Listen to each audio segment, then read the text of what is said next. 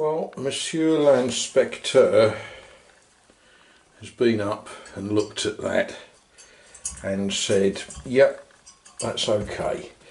So we've got a sign off on that little square there. That's good. What we're going to get onto next is some skirting board. Yes, yeah, inspect it before we start and then we'll get that fitted. And what we're looking at is the wall decoration here. And we just gave it a little nudge and knocked it out of straight. Because when you're a cat, you do things like that. This was given to me. And what it shows is a gentleman with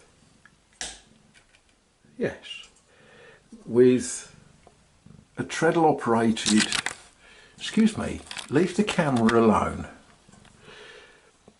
a treadle operated millstone, grindstone, and he's sharpening a blade. And you know, this is quite an interesting sort of thing because he's got a water tank for dripping water onto his stone. Yes, I know. And yeah, he's got a pannier with pairs of scissors and various other things in it, and he's busy sharpening. For those of you that feel a need to know, you carry out affûtage. And you still do find gentlemen with three-wheeled bicycle things. Three-wheeled bicycle, you can't have a three-wheeled bicycle. A tricycle with a belt drive from the driven wheel, and they will cycle around and stop in the road, put the back wheel up on a stand, and drive their grindstone with the pedals of the bicycle, the tricycle, and sharpen blades for you. Yes, and just in case someone had stacked their boxes all nice and neat with their firewood in, what we're going to do is we're going to climb in and we're going to knock it all about.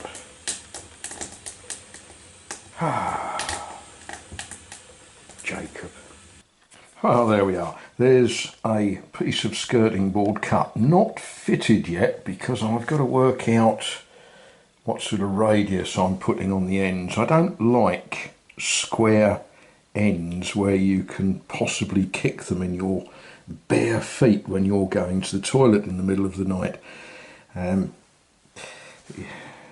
Those of you that have never kicked your bare feet against a square corner, go and try it and see how much fun it is. Now, this particular piece of timber is vindication for all of you who have got things in your garage, in your workshop, your sheds, barns, that you put away in case they ever come in useful.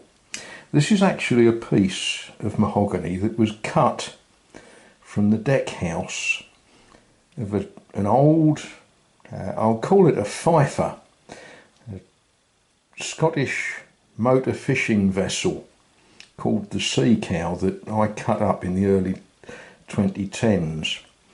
I didn't do it all on my own, I had help.